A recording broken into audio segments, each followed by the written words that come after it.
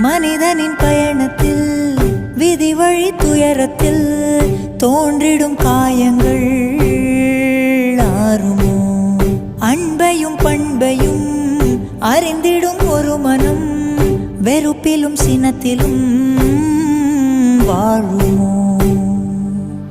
வெளிச்சத்தை தரும் என்ற ஏற்றிய தீபம் ஊர் முழுவதையும் எரித்து விட்டு தீயாயானதேனோ?